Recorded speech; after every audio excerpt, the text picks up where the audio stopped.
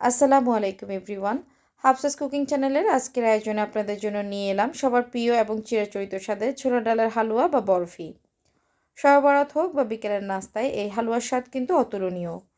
চলুন দেখে নিই এর পুরো প্রস্তুত প্রণালী। আমি এখানে মেজারমেন্ট কাপের 1 কাপ ছোলার ডাল ভালো করে ধুয়ে সারা রাত ভিজিয়ে রেখেছিলাম, যে কারণে ডালগুলো দেখতে বড় মনে হচ্ছে। এখন এই ডালগুলো সিদ্ধ করে নেওয়ার জন্য একটি প্যানে 2 কাপ লিকুইড দুধ নিয়েছি। এবার এর মধ্যে ছোলার ডালগুলো দিয়ে দিচ্ছি। আরও দিচ্ছি একটি তেজপাতা, 2টো এলাচ ও 1 টুকরো দারচিনি। এখন চুলার আঁচ মিডিয়ামে রেখে দুধের মধ্যে এই ডালগুলোকে খুব ভালো করে সিদ্ধ করে নেব। চাইলে দুধের পরিবর্তে শুধু পানি দিয়েও ডাল সিদ্ধ করে নিতে পারেন, তবে দুধ দিয়ে সিদ্ধ করলে হালুয়া খেতে বেশি টেস্টি হয়। বেশ কিছুক্ষণ রান্না করে নেওয়ার পর যখন ডালগুলো সিদ্ধ হয়ে আসবে তখন এর মধ্যে থাকা গোটা গরম মশলাগুলো তুলে নিচ্ছি।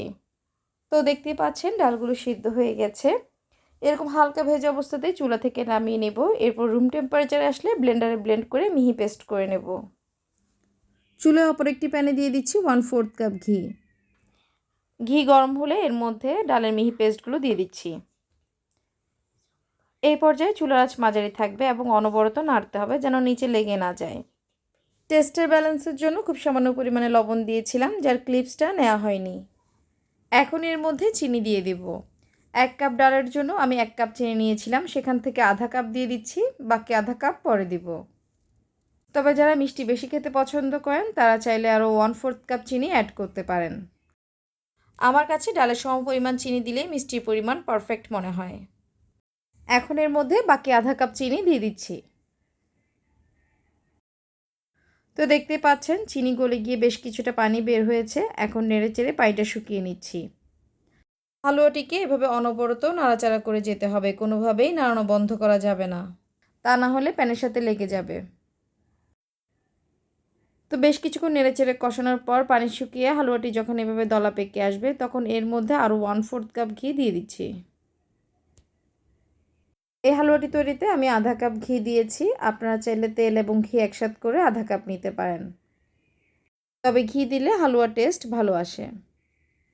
তো ভিউয়ার্স, হালুয়াটি তৈরি হয়ে গেছে। চাইলে এই পর্যায়ে এটিকে চুলা থেকে নামিয়ে হালুয়ার মতো করে সার্ভ করতে পারেন। যেহেতু আমি বরফির আকারে কাটবো তাই আরও 2-3 মিনিটের মতো কষিয়ে নিচ্ছি। তো দেখতে পাচ্ছেন হালুয়াটি প্যানের তলা ছেড়ে আসছে। তাই এই পর্যায়ে চুলা থেকে নামিয়ে নিচ্ছি, কারণ ঠান্ডা হলে এটি আরেকটু জমে যাবে। তো গরম থাকা অবস্থাতেই হালুয়াটিকে আমি একটি পাত্রে সেট করে নিচ্ছি, আর পাত্রটিকে আগে ঘি দিয়ে ব্রাশ করে রেখেছিলাম। তো এখন একটি স্প্যাচুলার সাহায্যে এভাবে চেপে চেপে আমি শেপ করে নিচ্ছি। তারপর উপরে কিছু কাঠবাদাম কুচি ও পেস্তা বাদাম কুচি ছড়িয়ে দিচ্ছি। এরপর স্প্যাচুলা দিয়ে হালকা চেপে দিচ্ছি যাতে বাদামগুলো ছুটে না যায়। এবার আপনারা আপনাদের পছন্দ অনুযায়ী যে কোনো শেপে কেটে নিতে পারেন। তো ভিউয়ার্স, তৈরি হয়ে গেল আমার আজকে ছোলা ডালের হালুয়া বা বরফি। রেসিপিটি কেমন লাগলো অবশ্যই কমেন্টে জানাবেন, আর ভিডিওটি ভালো লাগলে লাইক দিবেন, বেশি বেশি শেয়ার করবেন এবং আমার চ্যানেলটি সাবস্ক্রাইব করবেন।